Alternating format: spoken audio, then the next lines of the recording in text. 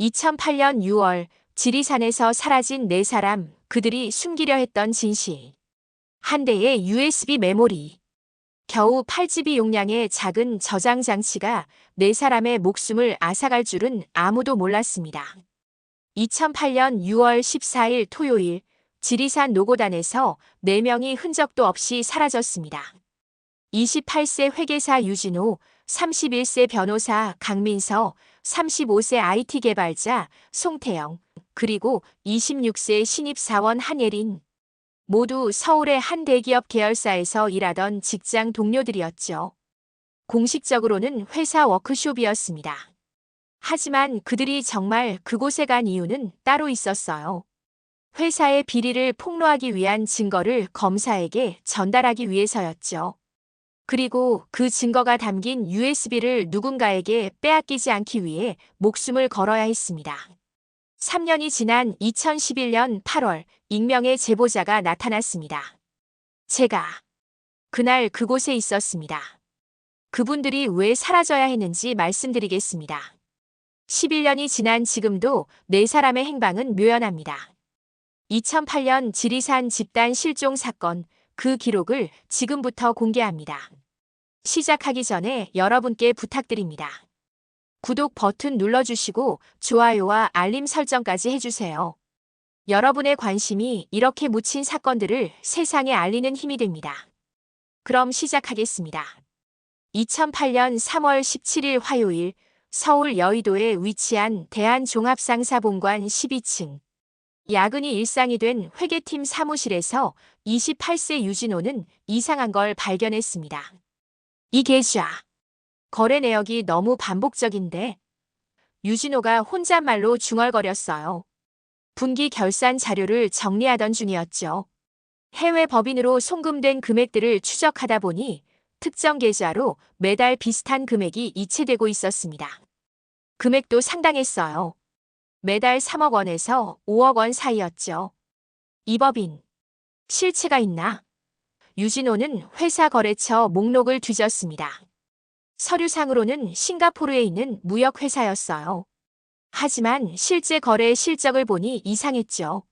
물건을 사고 파는 기록이 거의 없었거든요. 다음 날부터 유진호는 조심스럽게 조사를 시작했습니다. 5년치 회계 자료를 뒤지면서 패턴을 찾아냈어요.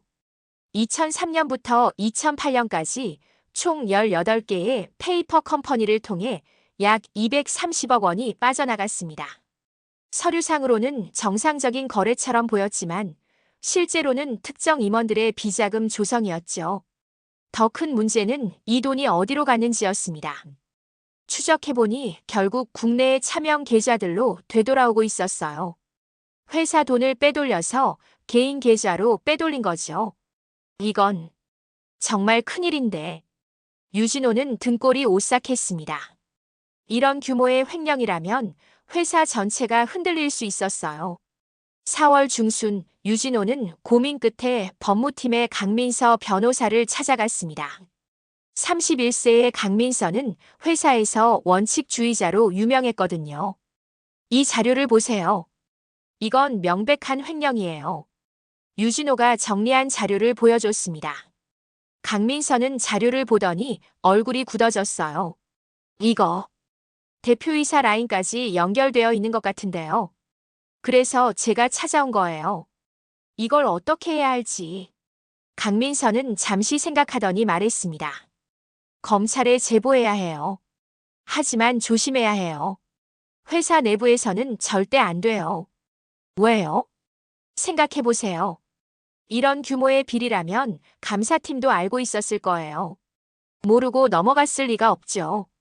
즉, 회사 내부에 공모자가 있다는 얘기예요. 유진호는 등골이 서늘했습니다. 그렇다면 누구를 믿어야 할까요? 제가 아는 검사가 한 명 있어요. 대학 동기인데 지금 서울중앙지검 금융범죄부에 있어요. 정태훈 검사라고 아주 원칙적인 사람이에요. 그 사람한테 제보하면 되는 거예요. 그런데 문제가 있어요. 서울에서는 만날 수 없어요. 왜요? 강민서는 주위를 살피며 조용히 말했습니다. 회사가 우릴 감시하고 있을 가능성이 높아요. 제 경험상 이런 규모의 비리를 저지르는 조직은 내부 보안이 철저해요. 우리가 수상한 행동을 하면 바로 알아챌 거예요. 그럼 어떻게 해요? 서울 밖에서 만나야 해요. 그것도 아무도 의심하지 않을 상황에서요. 5월 초 강민서는 정태훈 검사와 조심스럽게 연락을 주고받았습니다. 회사 이메일은 당연히 사용하지 않았어요. 개인 이메일도 위험했죠. 결국 공중전화를 이용했습니다. 민서야, 얘기 들어보니까 이건 정말 큰 건이네. 근데 왜 서울에서 만날 수 없어? 정태훈이 물었어요. 오빠, 회사가 우릴 감시하고 있을 가능성이 높아. 특히 오빠 같은 검사랑 만나는 게 들키면 바로 증거인멸할 거야. 그렇긴 하지.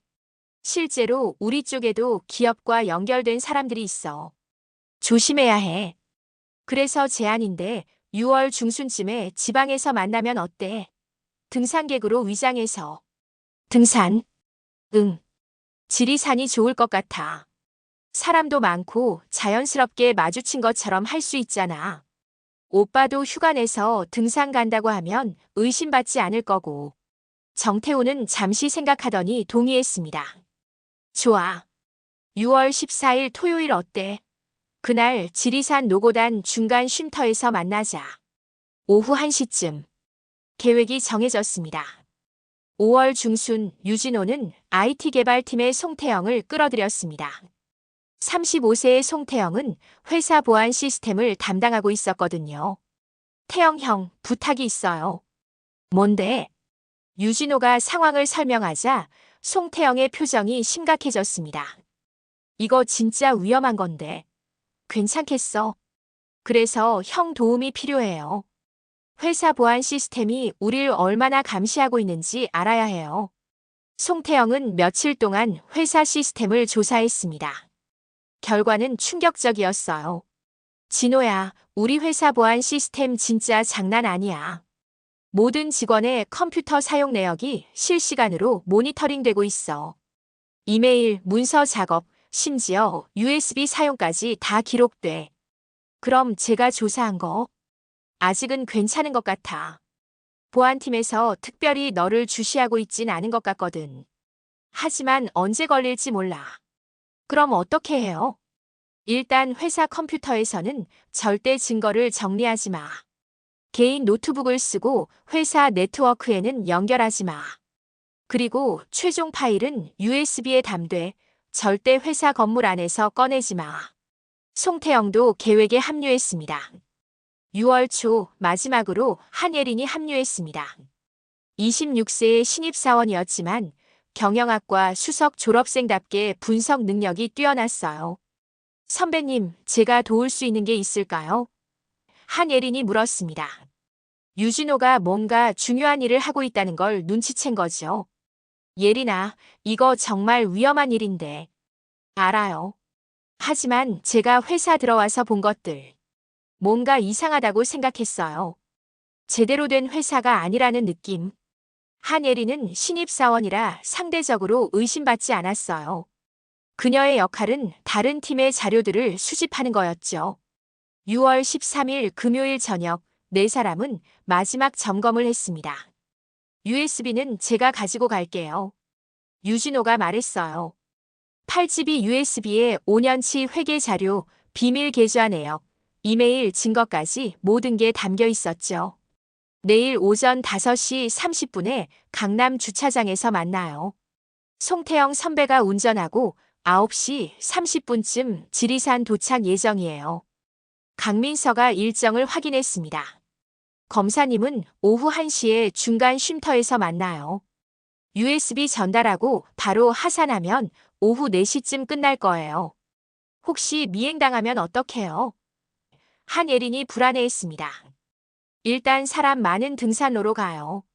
미행자들도 공개적으로 뭔가 하기는 어려울 거예요. 송태영이 대답했죠. 하지만 그들은 몰랐습니다. 이미 회사 보안팀이 그들의 모든 움직임을 파악하고 있었다는 걸. 6월 13일 밤 11시 대한종합상사 보안팀장실. 45세 차민국 팀장이 부하 직원 5명을 불러 모았습니다. 내일 새벽 5시에 출동한다. 목표는 유진호를 포함한 4명. 지리산으로 간다는 정보를 입수했다. 어떻게 처리할까요? 28세 조연석이 물었어요. 일단 미행하면서 상황을 봐. 검사를 만나기 전에 USB를 회수해야 한다. 윗선에서 직접 지시가 내려왔어. 만약 저항하면요? 차민국의 눈빛이 차갑게 식었습니다. 필요한 조치를 취해라. 이건 회사의 운명이 걸린 일이다. 그날 밤 4사람 모두 잠을 설쳤습니다. 내일이면 모든 게 끝날 거라는 기대감과 동시에 막연한 불안감이 엄습했거든요. 그들은 몰랐습니다. 다음 날이 그들의 마지막 날이 될 거라는 것을. 2008년 6월 14일 토요일 오전 5시 30분 서울 강남의 한 주차장. 어둠이 채 거치지 않은 시간이었습니다. 송태영이 운전하는 은색 그랜저에 4사람이 탔어요. 유진호, 강민서, 한예린. 모두 등산복 차림이었지만 표정은 굳어 있었죠. 출발합니다. 송태영이 시동을 걸었습니다. 차는 조용히 주차장을 빠져나왔어요. 이른 시간이라 도로는 한산했죠. 하지만 출발하고 5분도 안 되어 송태영이 백미러를 보며 눈살을 찌푸렸습니다. 뒤에 차가 있는데. 어떤 차요? 유진호가 돌아봤습니다. 검은색 BMW. 우리 출발하자마자 따라 나왔어요. 우연일 수도 있잖아요. 한예린이 말했지만 목소리에 불안감이 묻어났어요. 확인해보죠. 송태영이 차선을 2차선에서 3차선으로 바꿨습니다. BMW도 따라서 차선을 바꿨어요. 미행이에요. 확실해요. 강민서의 목소리가 긴장으로 떨렸습니다. 어떡하죠? 한예린이 물었어요. 일단 계속 가요. 고속도로로 진입하면 따돌릴 수 있을지도 몰라요. 유진호가 침착하게 말했지만 그의 손도 미세하게 떨리고 있었습니다. 경부고속도로로 진입했습니다. BMW는 여전히 뒤를 따라왔어요. 2세대 간격을 유지하며 절묘하게 미행하고 있었죠. 오전 6시 30분 첫 번째 휴게소인 죽전휴게소에 들어갔습니다. BMW도 따라 들어왔어요. 저기 봐요. 송태영이 주차장 쪽을 가리켰습니다. BMW에서 2명의 남자가 내렸어요. 40대로 보이는 건장한 체격의 남성들이었죠. 전형적인 경호원 스타일이었습니다. 우리를 감시하고 있어요. 강민서가 속삭였습니다. 4사람은 화장실을 다녀온 후 서둘러 다시 차에 탔습니다. 2 남자는 멀리서 지켜보고 있었어요. 이거 정말 위험한 것 같은데요. 한예린의 목소리가 떨렸습니다. 괜찮아요. 지리산 가면 사람 많아요. 등산객들 사이에 섞이면 저 사람들도 함부로 못해요. 유진호가 한예린을 안심시켰지만 본인도 확신은 없었습니다. 고속도로를 계속 달렸습니다. BMW는 끈질기게 따라왔어요. 오전 7시 40분쯤 이상한 일이 벌어졌습니다. 뒤에서 또 다른 차가 따라오기 시작한 거예요. 검은색 카니발이었습니다. 차가 하나 더 늘었어요. 송태영이 긴장한 목소리로 말했습니다. 2대요? 강민서가 뒤를 돌아봤습니다. BMW와 카니발이 일정한 간격을 유지하며 따라오고 있었어요. 이건 조직적인 미행이에요. 송태영의 판단이었습니다. 차 안 분위기가 급격히 무거워졌습니다. 아무도 말을 하지 않았어요. 모두 최악의 상황을 생각하고 있었죠. 오전 9시 45분 드디어 지리산 노고단 입구 주차장에 도착했습니다. 토요일 아침이라 이미 많은 차들이 주차되어 있었어요. 등산객들로 붐볐죠. 송태영이 주차를 하자 BMW와 카니발도 약 50m 떨어진 곳에 멈춰 섰습니다. 어떡하죠? 저 사람들이 계속 따라올 것 같은데. 한예린이 떨리는 목소리로 물었습니다. 일단 등산로로 들어가요. 사람이 많으니까 저 사람들도 함부로 못할 거예요. 강민서가 말했지만 확신이 없었습니다. 4사람은 배낭을 메고 차에서 내렸습니다. BMW와 카니발에서도 총 6명의 남자들이 내렸어요. 모두 등산복 차림이었지만 일반 등산객과는 분위기가 달랐습니다. 저 사람들 진짜 전문가들이에요. 송태영이 속삭였습니다. IT 보안 업무를 하면서 경호 쪽 사람들을 많이 봤던 그는 한눈에 알 수 있었죠. 오전 10시 10분 등산 안내소에서 입산 신청을 했어요. 예정 하산 시간은 오후 4시로 적었어요. 검사님은 오후 1시에 중간 쉼터에서 만나요. 거기까지 약 2시간 30분 걸려요. 강민서가 시계를 확인하며 말했습니다. 등산로로 들어섰습니다. 6월의 지리산은 아름다웠어요. 실록이 우거지고 새소리가 들렸죠. 많은 등산객들이 오르고 있었습니다. 하지만 4사람은 계속 뒤를 돌아봤습니다. 미행자들이 보였어요. 약 100m 정도 떨어진 곳에서 따라오고 있었죠. 너무 티내지 마요. 일반 등산객처럼 행동해요. 유진호가 조언했습니다. 오전 11시 30분 첫 번째 쉼터에 도착했습니다. 나무 벤치가 몇 개 있었고 물을 마실 수 있는 약수터도 있었어요. 많은 등산객들이 쉬고 있었죠. 4사람도 벤치에 앉아 물을 마셨습니다. 뒤에서 미행자들도 쉼터에 도착했어요. 그들은 조금 떨어진 곳에서 담배를 피우며 4사람을 지켜보고 있었습니다. 저 사람들 대체 뭐예요? 왜 저렇게 노골적으로? 한예린이 불안해했습니다. 우리를 겁주는 거예요. 포기하고 USB를 넘기라는 뜻이죠. 강민서의 분석이었습니다. 그럼 어떡해요? 검사님 만나기 전에 뺏기면. 절대 안 돼요. 여기까지 온 거예요. 끝까지 가야죠. 유진호가 단호하게 말했습니다. 15분 정도 쉰 후 다시 출발했습니다. 미행자들도 따라 움직였어요. 하지만 이상한 점이 있었습니다. 미행자들 중 2명이 다른 길로 간 거예요. 송태영 선배, 저 사람들 왜 갈라졌어요? 한예린이 물었습니다. 송태영이 주위를 살폈습니다. 샛길로 가는 것 같은데. 혹시 앞에서 기다리려는 건가? 무슨 말이에요? 우리가 가는 쉼터 쪽으로 먼저 가서 검사님을 막으려는 것 같아요. 4사람은 서로를 바라봤습니다. 상황이 예상보다 훨씬 심각했어요. 오전 11시 50분 유진호의 휴대폰이 울렸습니다. 모르는 번호였어요. 여보세요? 유진호 씨죠? 낯선 남자의 차가운 목소리였습니다. 누구세요? 회사에서 연락드립니다. 지금 노고단에 계시죠? 곧 만나게 될 겁니다. USB는 저희가 회수하겠습니다. 순순히 넘기시면 아무 일 없을 거예요. 무슨 소리예요? 전 그냥 등산. 유진호 씨, 강민서 씨, 송태영 씨, 한예린 씨.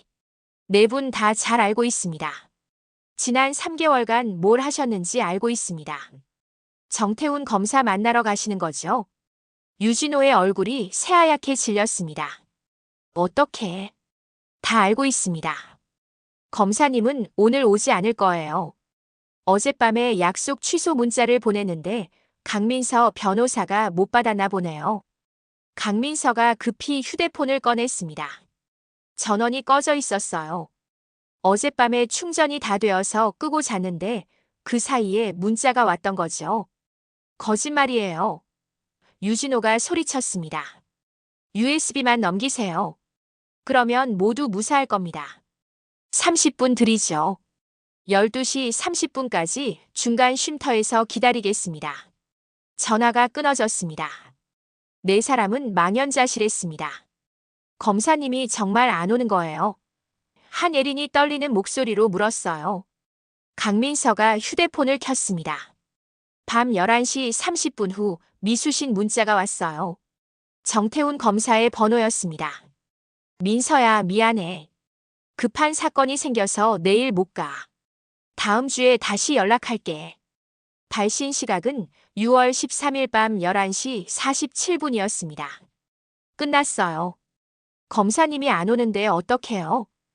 한예린이 주저앉았습니다. 아니, 아직 안 끝났어요. 유진호가 한예린을 일으켰습니다. 다른 방법을 찾아야죠. 일단 여기서 벗어나요. 어떡해요? 저 사람들이 우릴 포위하고 있는데. 송태영이 주위를 살폈습니다. 저기 샛길이 있어요. 일반 등산객들은 잘 안 가는 길인데 저쪽으로 내려가면 다른 출구로 빠질 수 있어요. 가요. 강민서가 결단을 내렸습니다. 네 사람은 재빨리 샛길로 접어들었습니다. 미행자들이 뒤늦게 알아챘어요. 저기요. 서세요. 뒤에서 외치는 소리가 들렸습니다. 뛰어요. 유진호가 소리쳤습니다. 네 사람은 샛길을 따라 달렸습니다. 하지만 등산로가 아니라 험했어요. 나뭇가지에 긁히고 돌에 걸려 넘어질 뻔했죠. 뒤에서 발소리가 점점 가까워졌습니다. 미행자들이 추격하고 있었어요. 더 빨리 뛰어요. 송태영이 소리쳤습니다. 5분쯤 달렸을까요? 앞에 절벽이 나타났습니다. 더 이상 갈 곳이 없었어요. 막다른 길이에요. 한예린이 절규했습니다. 뒤에서 미행자 3명이 다가왔어요. 숨이 차지도 않은 걸 보니 체력이 좋은 사람들이었죠. 끝까지 가시려고요. 앞서던 40대 남자가 말했습니다. 그가 보안팀장 차민국이었어요. USB만 주면 돼요. 그러면 아무 일 없었던 것처럼 해드리죠. 안 돼요. 유진호가 뒤로 물러섰습니다. 이건 공익을 위한 거예요. 회사가 저지른 비리를. 공익. 차민국이 비웃었습니다. 공익 운운하다가 인생 망치려고요. 우리가 신고할 거예요. 경찰에, 검찰에, 언론에. 강민서가 소리쳤습니다. 그럴 수 있을 것 같아요. 또 차민국이 손짓하자 나머지 2 남자가 앞으로 다가왔어요. 서지 마세요. 한예린이 소리쳤지만 목소리는 공포로 떨렸습니다. 한 남자가 유진호에게 달려들었습니다. 유진호가 몸을 피했지만 등산 경험만 있는 회계사가 전문 경호원을 상대할 수는 없었죠. 으악! 유진호가 넘어졌습니다. 남자가 그의 가슴 주머니를 뒤졌어요. 여기 있네. USB를 꺼냈습니다. 안 돼. 강민서가 달려들었지만 다른 남자가 그녀를 막았습니다. 송태영이 주먹을 휘둘렀지만 무용지물이었어요. 상대는 전문가였으니까요. 금세 제압당했습니다. 한예린은 그 광경을 보며 울기 시작했습니다. 자, 이제 끝났어요. 순순히 따라오세요. 차민국이 말했습니다. 우리를 어디로 데려가려는 거예요? 강민서가 떨리는 목소리로 물었습니다. 차민국은 대답하지 않았습니다. 그의 눈빛이 모든 걸 말해주고 있었죠. 그때 멀리서 다른 등산객들의 목소리가 들렸습니다. 빨리 가요. 차민국이 서둘렀습니다. 4 사람은 다른 샛길로 끌려갔습니다. 등산객들의 시야에서 멀어지는 길이었어요. 30분쯤 걸었을까요? 비포장도로가 나타났습니다. 그곳에 카니발이 대기하고 있었어요. 타세요. 차민국이 차문을 열었습니다. 싫어요. 안 타요. 한예린이 저항했지만 남자들이 강제로 태웠습니다. 4 사람 모두 카니발에 태워졌어요. 손이 묶였습니다. 어디로 가는 거예요? 우리를 어쩌려고? 유진호가 소리쳤습니다. 조용히 하세요. 윗선에서 결정할 거예요. 차민국이 차가운 목소리로 말했습니다. 차가 출발했습니다. 비포장도로를 달려 산속 깊은 곳으로 들어갔어요. 강민서는 재빨리 수첩을 꺼냈습니다. 손이 묶여 있었지만 간신히 펜을 잡고 뭔가 쓰기 시작했어요. 회사에서 보낸 사람들. 협박. USB 빼앗김. 지금 차로 이동 중. 만약 우리에게. 차가 크게 흔들렸습니다. 글씨가 흐려졌어요. 뭐 하는 거예요? 운전석의 남자가 백미러로 봤습니다. 아무것도 아니에요. 강민서가 수첩을 배낭에 넣으려 했지만 남자가 뒤로 손을 뻗어 빼앗았습니다. 이거. 남자가 수첩을 확인하더니 차민국에게 보여줬어요. 차민국이 수첩을 보고는 그냥 뒷좌석에 던졌습니다. 상관없어. 어차피 그는 말을 끝내지 않았습니다. 차는 계속 달렸습니다. 어디로 가는지 네 사람은 알 수 없었어요. 오후 2시 17분 차가 멈췄습니다. 그리고 그 후로 유진호, 강민서, 송태영, 한혜린 네 사람은 다시는 모습을 드러내지 않았습니다. 2008년 6월 14일 오후 6시 대한종합상사 인사팀장 박상호가 처음으로 이상함을 감지했습니다. 유진호 씨 연락 안 되죠? 박상호가 직원에게 물었어요. 네, 휴대폰이 꺼져 있어요. 워크숍 갔다고 했는데 복귀 보고가 없네요. 박상호는 뭔가 찝찝했습니다. 하지만 바로 신고하지 않았어요. 조금 더 기다려보기로 했죠. 오후 8시 유진호의 형 유진수가 먼저 경찰에 신고했습니다. 동생이 오늘 회사 워크숍으로 지리산에 갔는데 연락이 안 돼요. 평소에는 꼭 전화하는 애인데 언제까지 돌아온다고 했나요? 오후 4시쯤이라고 했어요. 지금 8시인데 4시간이나 지났어요. 남원경찰서는 처음에는 심각하게 받아들이지 않았어요. 성인 4명이 등산 갔다가 조금 늦는 건 흔한 일이었으니까요. 하지만 밤 10시가 되어도 연락이 없자 본격적인 수색이 시작되었습니다. 6월 14일 밤 11시 지리산 국립공원관리소와 경찰이 합동으로 긴급 수색팀을 편성했어요. 총 18명이 투입되었죠. 야간 수색은 어려웠습니다. 시야가 제한되어 있었고 지리산은 넓었거든요. 첫 번째 쉼터 근처에서 물병 하나가 발견되었습니다. 상표를 확인해 보니 일반적인 생수 브랜드였어요. 실종자들 것인지 확인할 수 없었죠. 6월 15일 일요일 새벽 5시 대규모 수색이 시작되었습니다. 경찰, 소방, 국립공원 직원, 자원봉사자까지 총 73명이 투입되었어요. 수색 총책임자는 남원경찰서 수사과장 이한길 경정이 맡았습니다. 47세의 베테랑 형사였죠. 4명이 동시에 실종되었다는 건 이상합니다. 단순 조난으로 보기 어려워요. 다른 요인이 있을 가능성을 염두에 두고 수색하겠습니다. 수색팀은 주요 등산로를 중심으로 샅샅이 뒤졌습니다. 하지만 이상하게도 아무런 흔적이 발견되지 않았어요. 이상해요. 보통 등산객이 지나가면 뭔가 흔적이 남는데 수색대원이 고개를 갸웃했습니다. 오후 3시 중요한 목격자가 나타났습니다. 대전에서 온 등산객 김진우였어요. 어제 오전 11시 30분쯤 첫 번째 쉼터에서 4명을 봤어요. 남자 2, 여자 2이었는데 계속 뒤를 돌아보면서 불안해하는 것 같았어요. 그 이후로는요? 저는 먼저 올라가서 못 봤습니다. 또 다른 목격자도 나타났어요. 광주에서 온 정미란이라는 40대 여성이었습니다. 오전 11시 50분쯤 첫 번째 쉼터 위쪽에서 4명을 봤어요. 그런데 뒤에서 3명의 남자들이 따라오고 있었어요. 거리를 두고 감시하는 것 같았어요. 그 남자들은 어떻게 생겼나요? 40대쯤. 등산객 같지 않았어요. 분위기가 달랐어요. 뭐랄까. 전문가 같은. 이 증언들은 중요한 단서였습니다. 6월 16일 월요일 대한종합상사에서 경찰로 연락이 왔습니다. 실종자들이 공식 워크숍으로 간 게 아닙니다. 개인적으로 휴가를 내서 간 거예요. 왜 워크숍이라고 했죠? 그건 저희도 잘 모르겠습니다. 경찰은 회사 측 설명이 석연치 않다고 판단했습니다. 6월 17일 결정적인 증거가 발견되었습니다.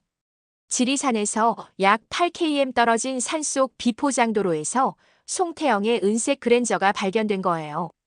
차는 길 옆 수풀 속에 반쯤 숨겨진 채로 있었습니다. 여기 차가 있어요. 수색대원이 소리쳤습니다. 경찰이 차를 조사한 결과 차 안에서 4사람의 배낭과 소지품들이 발견되었어요. 지갑, 휴대폰, 등산화까지 모두 그대로 있었습니다. 이건 조난이 아니에요. 누군가 이들을 차로 이동시킨 겁니다. 이한길 경정의 판단이었습니다. 뒷좌석에서 강민서의 수첩이 발견되었어요. 마지막 페이지에 급하게 쓴 메모가 있었습니다. 회사에서 보낸 사람들. 협박. USB 빼앗김. 지금 차로 이동 중. 만약 우리에게. 그 뒤로는 글씨가 흐려져서 읽을 수 없었어요. 더욱 중요한 건 차량 블랙박스였습니다. 하지만 블랙박스 메모리 카드가 제거되어 있었어요. 누군가 의도적으로 증거를 없앤 겁니다. 감식팀원의 설명이었습니다. 하지만 차량 내부 시스템 로그를 분석한 결과 마지막 시동 꺼진 시각은 6월 14일 오후 2시 17분이었습니다.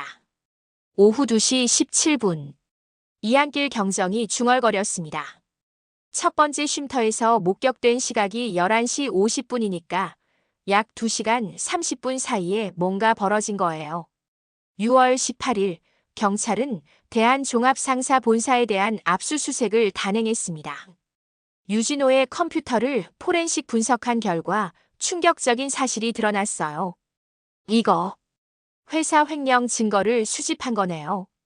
디지털 포렌식 전문가가 놀란 목소리로 말했습니다. 5년치 회계 자료, 비밀 계좌 내역, 이메일 증거들이 개인 노트북에 저장되어 있었어요. 총 230억 원 규모의 횡령이었죠. 더 큰 문제는 회사 보안팀에서 유진호의 활동을 감시하고 있었다는 증거도 발견된 겁니다. 회사가 이미 알고 있었던 거예요. 이안길 경정이 분노했습니다. 강민서의 이메일을 조사한 결과 그녀가 서울중앙지검 정태훈 검사와 연락하고 있었다는 게 확인되었어요. 6월 14일 오후 1시에 지리산에서 만나 증거를 전달하기로 약속되어 있었습니다. 경찰은 즉시 정태훈 검사를 소환했습니다. 검사님, 6월 14일에 지리산에 가셨습니까? 아니요, 못 갔습니다. 전날 밤에 급한 사건이 생겨서 취소했어요. 강민서 변호사에게 문자로 연락했는데 몇 시에 보내셨죠? 6월 13일 밤 11시 47분입니다. 확인해 보시면 발신 기록이 있을 거예요. 실제로 문자 발신 기록이 확인되었습니다. 그럼 네 사람은 검사님이 안 온다는 걸 모르고 간 거네요. 이안길 경정이 정리했습니다. 6월 20일 또 다른 중요한 증언이 나왔습니다. 지리산 근처 농부 최봉수가 경찰서를 찾아온 거예요. 6월 14일 오후 2시 30분쯤 제 반 옆 비포장도로로 검은 밴이 지나가는 걸 봤어요. 뒷좌석에 사람들이 타고 있었는데 손이 묶인 것 같았어요. 왜 진작 신고하지 않으셨어요? 그냥 제 착각인 줄 알았어요. 실종 뉴스를 보고 나서야. 최봉수가 목격한 장소는 송태영의 차가 발견된 곳에서 약 3km 떨어진 지점이었어요. 경찰은 즉시 그 일대를 재수색했습니다. 하지만 특별한 발견은 없었죠. 6월 25일 경찰은 대한종합상사 보안팀을 집중 조사하기 시작했습니다. 보안팀장 차민국을 소환했지만 그는 모든 것을 부인했어요. 저희는 그날 출근해서 정상 업무를 봤습니다. 지리산에 간 적 없어요. 출근 기록 확인해 주시죠. 회사 출입 기록을 확인한 결과 차민국을 포함한 보안팀원 5명 모두 6월 14일에 출근한 것으로 되어 있었습니다. 하지만 이안길 경정은 의심을 거두지 않았어요. 출입 기록은 조작할 수 있어요. CCTV 영상을 확인해야 해요. 그런데 6월 14일에 CCTV 영상이 모두 삭제되어 있었습니다. 시스템 오류로 자동 삭제되었습니다. 회사 측 설명이었죠. 너무 교묘하네요. 이안길 경정이 이를 갈았습니다. 7월이 되었습니다. 실종 3주가 지났지만 네 사람의 행방은 오리무중이었어요. 경찰은 회사 고위 임원들도 조사했습니다. 하지만 모두 모른다는 답변만 되풀이했죠. 230억 횡령은 어떻게 설명하실 건가요? 그런 일은 없습니다. 유진호 씨가 개인적으로 조작한 자료일 뿐이에요.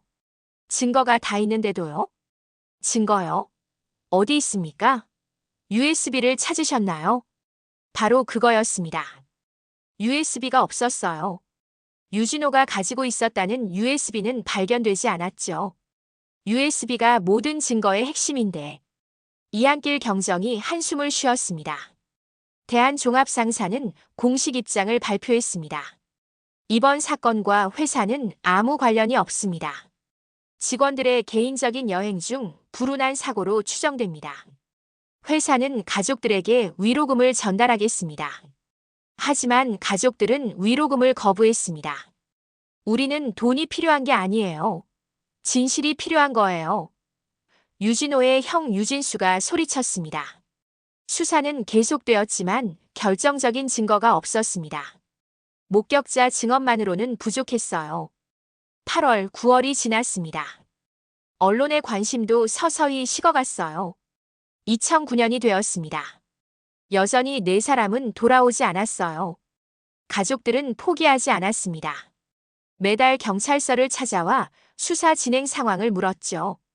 하지만 경찰이 할 수 있는 일은 점점 줄어들었습니다. 2010년, 2011년. 시간은 잔인하게도 계속 흘렀습니다. 그리고 2011년 8월, 드디어 진실의 일부가 밝혀지게 됩니다. 2011년 8월 3일 수요일 오후 2시 남원경찰서에 한 통의 전화가 걸려왔습니다. 2008년 지리산 실종 사건. 그거 아직 미제 사건이죠?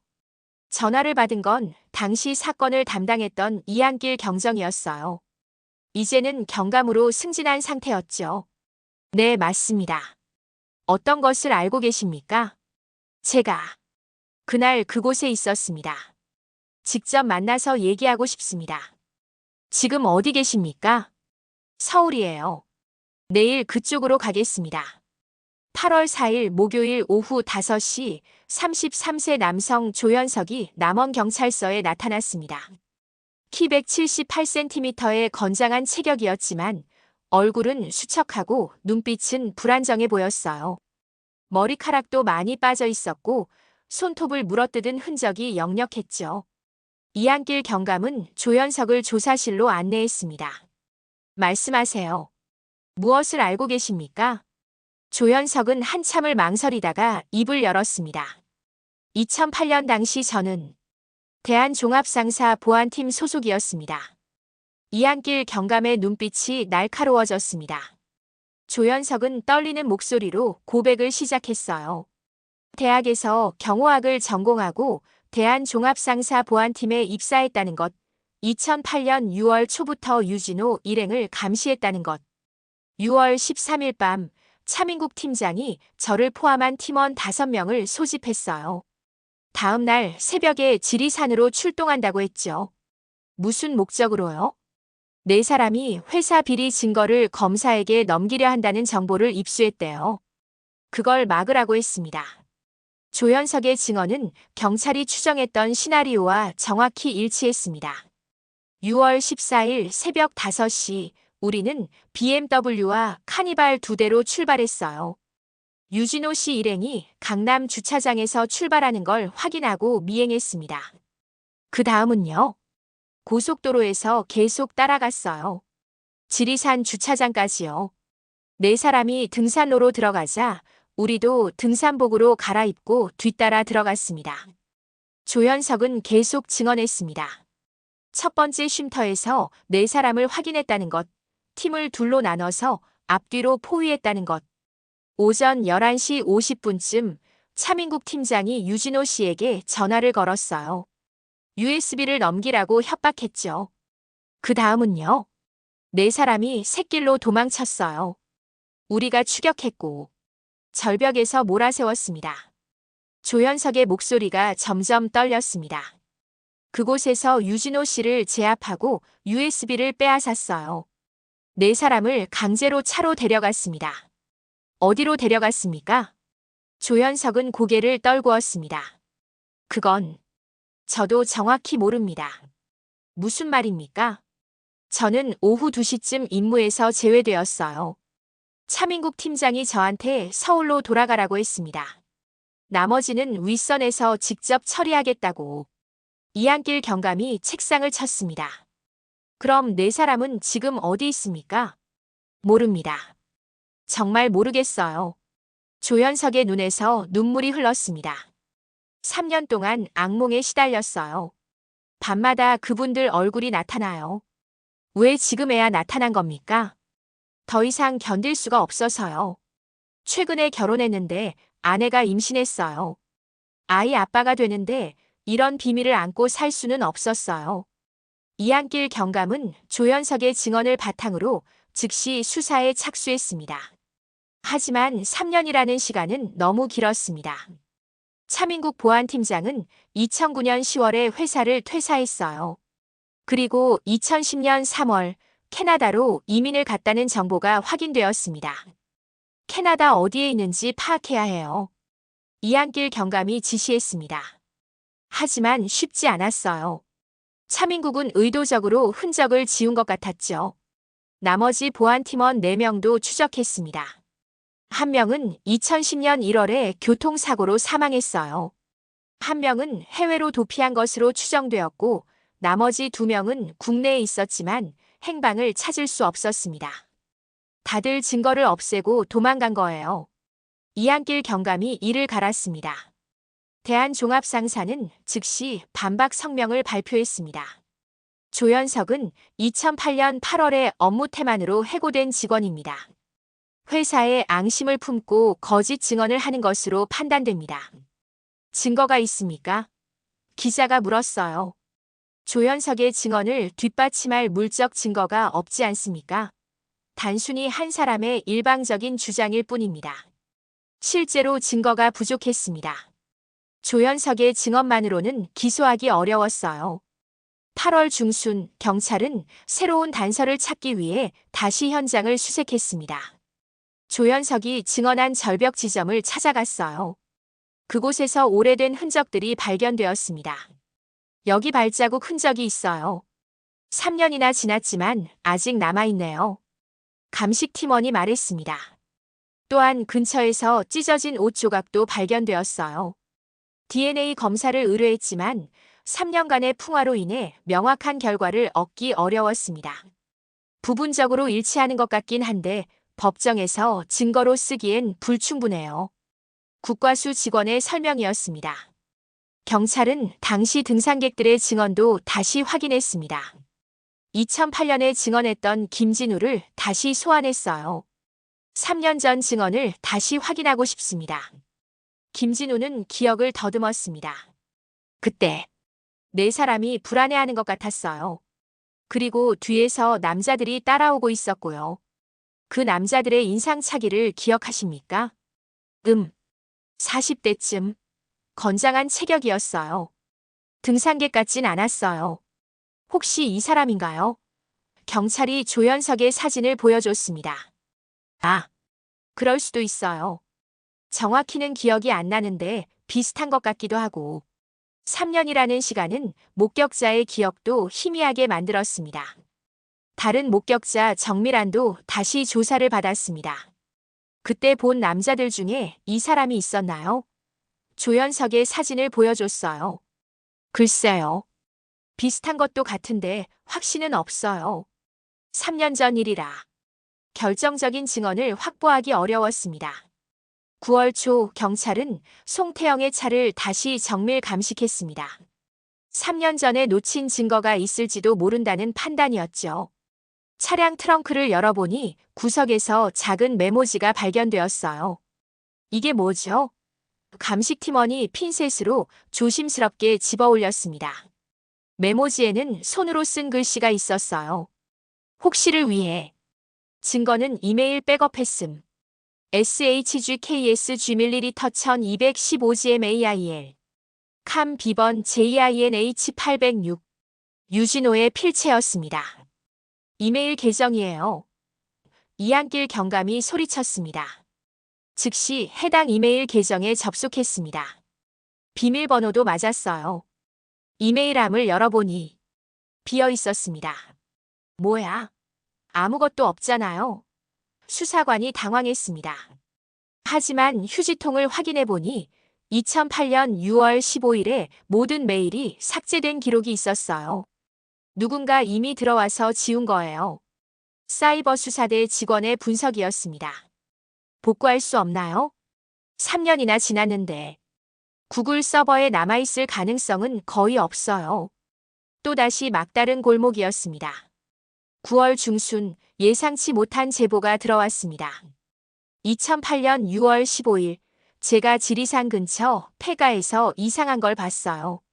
제보자는 당시 그 일대에서 약초를 캐던 60대 남성이었습니다. 폐가에 검은 밴이 주차되어 있었어요. 그리고 안에서 남자들 목소리가 들렸어요. 뭔가 심각하게 얘기하는 것 같았는데 왜 그때 신고 안 하셨어요? 그냥 무서워서요. 그리고 별일 아닐 거라고 생각했어요.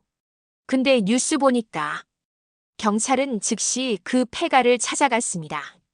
3년이 지나 더 황폐해진 상태였어요. 폐가 안을 수색했습니다.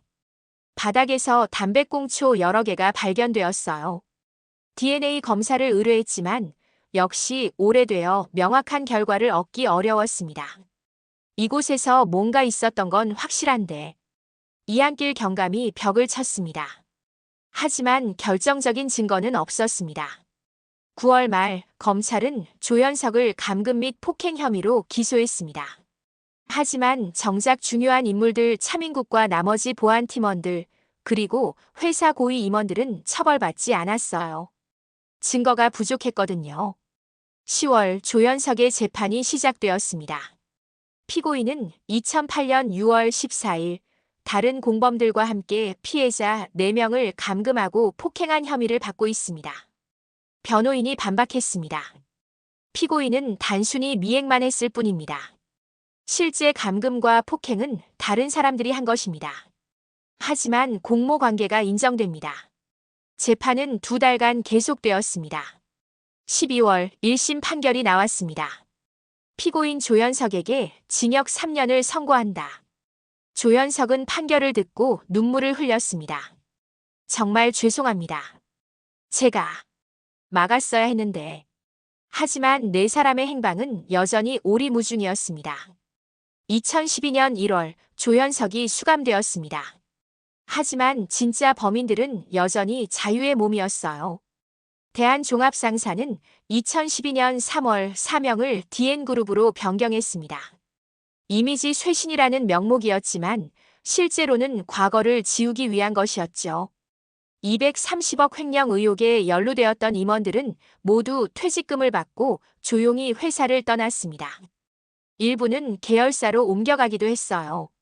경찰은 횡령 사건도 수사했지만 증거 USB가 없어 기소하지 못했습니다. 회사 장부는 이미 깨끗하게 정리된 상태였거든요. 3년이면 증거를 없애기에 충분한 시간이에요.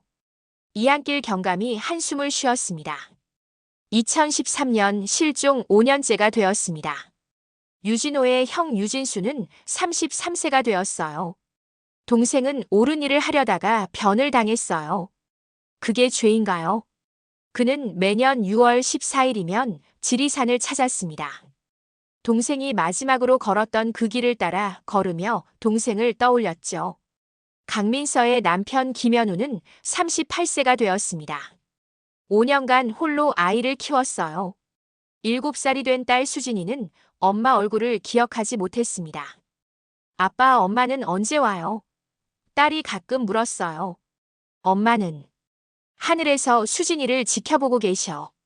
김현우는 거짓말을 할 수밖에 없었습니다. 2015년 김현우는 재혼했습니다. 주변의 권유를 오래 거절했지만 딸을 위해 결단을 내렸죠. 새 엄마는 착한 사람이었고 수진이를 친딸처럼 대해줬습니다. 하지만 김현우는 여전히 강민서를 잊지 못했어요. 매년 6월 14일이면 혼자 지리산을 찾아 헌화했습니다. 송태영의 아버지 송기철은 76세 노인이었습니다. 아들을 찾기 위해 매일 경찰서를 찾았어요. 제발 내 아들 찾아주세요. 살아있든 죽었든 확인만 시켜주세요. 하지만 경찰이 해줄 수 있는 건 없었습니다. 2017년 12월 송기철은 세상을 떠났습니다. 아들을 보지 못한 채 눈을 감았어요. 임종 직전까지 태영아 라고 아들 이름을 불렀다고 합니다. 한예린의 어머니 이영숙은 딸이 사라진 후 정신질환을 앓기 시작했습니다. 우울증과 불안장애로 병원을 다녀야 했어요. 우리 예린이는 착한 아이예요. 나쁜 짓 한 적 없어요. 왜 우리 애가 이런 일을 당해야 해요? 이영숙은 딸의 방을 그대로 보존했습니다. 딸이 돌아올 거라는 희망을 버리지 못했거든요. 2015년 8월 충남 어느 야산에서 신원 불상의 유골이 발견되었습니다. 가족들은 잠깐 희망을 가졌어요. 혹시 네 사람 중 한 명일지도 모른다고 생각했죠. DNA 검사가 진행되었습니다. 결과가 나오기까지 일주일이 걸렸어요. 유전자 대조 결과 실종자 4분과는 무관한 것으로 확인되었습니다. 가족들은 다시 한번 절망에 빠졌습니다. 2016년 조연석이 출소했습니다. 3년 형기를 마치고 나온 거죠. 출소 후 그는 가족들을 찾아갔습니다. 유진수를 만났을 때 조연석은 무릎을 꿇었습니다. 정말 죄송합니다. 제가 막았어야 했는데. 유진수는 조연석을 일으켜 세웠습니다. 당신을 원망하진 않아요. 당신도 피해자예요. 진짜 범인들은 따로 있잖아요. 하지만 한 가지만 말해주세요. 우리 동생이 고통스러웠을까요? 조연석은 대답하지 못했습니다. 그도 그 이후의 일을 모르니까요. 강민서의 남편 김현우도 만났습니다. 김현우는 차분하게 말했어요. 당신이 나와서 증언해준 건 고마워요. 당신이 아니었으면 우리는 진실의 일부라도 알 수 없었을 테니까. 제가 더 일찍 나왔어야 했는데. 이제라도 용기 내준 것만으로도 감사해요. 조연석은 출소 후 작은 식당에서 일하며 조용히 살았습니다. 하지만 과거의 죄책감은 평생 그를 괴롭혔어요. 2018년 실종 10년째가 되었습니다. 지리산 노고단 입구에 작은 추모비가 세워졌습니다. 가족들이 성금을 모아 만든 거였어요. 2008년 6월 14일. 정의를 위해 싸우다 사라진 4사람을 기억합니다. 유진호, 강민서, 송태영, 한예린. 그들의 용기를 잊지 않겠습니다. 추모식에는 많은 사람들이 참석했습니다. 가족들, 동료들, 그리고 사건에 관심을 가진 시민들까지. 유진수가 추도사를 읽었습니다. 10년이 지났습니다. 하지만 우리는 포기하지 않았습니다. 동생과 동료들이 싸웠던 정의는 아직 실현되지 않았지만 그들의 용기는 우리 마음속에 살아있습니다. 2019년 현재 사건 발생 11년이 지났습니다. 유진수는 44세가 되었어요. 결혼도 하고 아이도 낳았습니다. 하지만 동생 생각은 한시도 잊은 적이 없어요. 김현우는 46세가 되었습니다. 재혼한 아내와 행복하게 살고 있지만 첫 아내 강민서는 여전히 마음속에 있습니다. 이영숙은 65세가 되었습니다. 여전히 딸 예린이를 기다리고 있어요. 언젠가는 돌아올 거예요. 라고 말하지만 그녀도 알고 있습니다. 딸이 돌아오지 않을 거라는 걸. 대한종합상사에서 DN그룹으로 이름을 바꾼 회사는 여전히 건재합니다. 매출도 늘고 직원도 늘었어요. 당시 비리에 연루되었던 임원들은 대부분 은퇴했습니다. 일부는 다른 기업의 고문이나 자문역으로 일하고 있어요. 차민국 전 보안팀장은 여전히 캐나다에 있는 것으로 추정됩니다. 경찰이 여러 번 소환장을 발부했지만 캐나다 정부의 협조를 받지 못해 송환되지 않았어요. 나머지 보안 팀원들의 행방은 여전히 묘연합니다. 수사 파일은 여전히 미제로 분류되어 있습니다. 살인 사건은 공소시효가 없으니까요. 하지만 현실적으로 이 사건이 해결될 가능성은 거의 없습니다. 증거는 사라졌고 증인들은 흩어졌으며 시간만 흘렀으니까요. 2008년 6월 14일 지리산에서 사라진 4사람. 유진호, 강민서, 송태영, 한예린. 그들이 어디에 있는지, 무슨 일을 당했는지 우리는 여전히 알지 못합니다. 하지만 한 가지 확실한 건 있습니다. 그들은 옳은 일을 하려다가 사라졌다는 거죠. 이 사건은 우리 사회에 중요한 질문을 던집니다. 첫째, 내부 고발자를 보호하는 시스템은 충분한가? 2008년 당시에도 내부 고발자 보호법이 있었습니다. 하지만 실효성이 없었어요. 네 사람은 법적 보호를 받지 못했고 결국 목숨을 잃었습니다. 11년이 지난 지금 상황은 나아졌을까요? 여전히 많은 내부 고발자들이 보복을 당하고 있습니다. 해고, 왕따, 심지어 신변 위협까지. 형태만 바뀌었을 뿐 본질은 변하지 않았어요. 둘째, 기업의 힘과 개인의 정에 어느 쪽이 더 강한가? 대한종합상사는 230억 원을 횡령했지만 처벌받지 않았습니다. 반면 그것을 고발하려던 네 사람은 사라졌죠. 이게 우리가 사는 사회의 현실입니다. 돈과 권력이 정의보다 강한 사회. 셋째, 진실을 밝히기 위해 목숨을 걸어야 하는가? 유진호는 회계사였습니다. 강민선은 변호사였고 송태영은 개발자, 한예리는 신입사원이었어요. 그들은 영웅이 되려고 한 게 아니었습니다. 그냥 옳은 일을 하려고 했을 뿐이에요. 하지만 그 대가는 너무 컸습니다. 죽음이 확인되면 슬프지만 받아들일 수 있습니다. 장례를 치르고 애도하고 시간이 지나면 조금씩 아물죠. 하지만 실종은 다릅니다. 끝나지 않는 기다림, 놓을 수 없는 희망, 정리할 수 없는 마음. 송기철 할아버지는 아들을 보지 못하고 세상을 떠났습니다. 이영숙 씨는 아직도 딸을 기다리고 있어요. 이것이 실종자 가족들이 평생 짊어지는 무게입니다. 지리산은 여전히 아름답습니다. 노고단 등산로에는 여전히 많은 사람들이 오르죠. 하지만 그곳 어딘가에는 11년 전의 비밀이 묻혀 있습니다. 추모비 앞을 지나가는 등산객들은 잠깐 멈춰서서 비문을 읽습니다. 정의를 위해 싸우다 사라진 네 사람. 대부분은 안타까워하며 지나갑니다. 하지만 금방 잊어버리죠. 그게 현실입니다. 사람들의 기억은 짧고 세상은 빠르게 돌아가니까요. 하지만 가족들은 잊지 않습니다. 절대 잊을 수 없습니다.